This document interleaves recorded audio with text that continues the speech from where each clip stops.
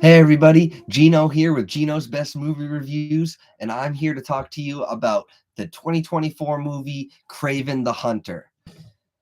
So this movie had a big uphill battle. It is part of the Sony Marvel movies. Venom 3 wasn't the highest of notes critically. Madam Web and Morbius, they've got their history, they've got their negativity, they've got their horrid critical reviews, their memes about how bad they are. All of this was working against Kraven. So, is Kraven as bad as the other ones, or is it able to rise above the history of the studio? And I'm here to tell you that Kraven the Hunter is a badass movie, everybody. The cinematography, the shots, everything was beautiful. I will say one thing about the shots. When they transitioned from a dark scene to the middle of the bright with the sun full out in the theater, it was very uncomfortably jarring. They did it a couple times. It's not the first movie that's been guilty of it. I know Dune 2 did that a whole bunch, and that pissed me off. It's like, you know what you're doing, but I'm not going to harp on that because it's really not a big enough deal. This movie is rated R, so it's going to have your blood. It's going to have your gore. It's going to have things that are not for everybody. I understand that. However, everything in this movie might as well have been tailor-made for my sensibilities.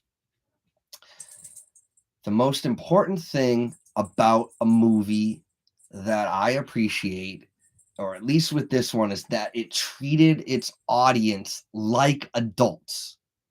It didn't spoon feed us stuff and treat us like children when it comes down to story and following and understanding things. There were numerous times where, and this is what good storytelling does, they showed us and they didn't tell us things. They explained the story, they explained things through visuals without having to say, oh, this person did this. Right? So I thought that was so well done, and I respected the heck out of it. There was one moment towards the end where they maybe didn't follow along that treating us like adults type of situation, but I only felt that way because I have previous knowledge about Spider-Man universe. So it's, I maybe that my knowledge was why I felt like what they had said was unnecessary. Now that I get it. If you've seen the movie, you know what I'm talking about. I'm not trying to give any spoilers here because I really want you guys to see this movie. I stand to benefit nothing if you guys see it. However, I just want you guys to know that I had a blast with this movie. Now, it's not like I was smiling ear to ear. It's not like I was smiling throughout, but my eyes were smiling. I was enjoying what I saw. The characters, the story they told, with the backstory. I mean, dude, this movie could have been an extra hour longer, and I would have been here for it. Now, it's a tough sell, a 3-hour Sony Marvelverse movie for sure. So I get why they didn't do that. I do. But once I was in the theater, I was keep feeding me more. Like I was about it. I did 2 hours flew by. There were a few characters who, I don't know, some were set up, some weren't, but like they weren't really explained the best and things like that. But this was in favor of the story of Kraven. Sometimes the audience doesn't know everything, and all we know is what the lead character knows. That's a storytelling technique. I don't know the exact name of it, but it's okay for the audience to not have all this information before the character does. If you think of something like Iron Man 2, we know right from the beginning who the villain is and how he relates to Tony Stark and all these things. And then they spend a majority of that movie trying for Tony to catch up to the audience. Kraven didn't do that.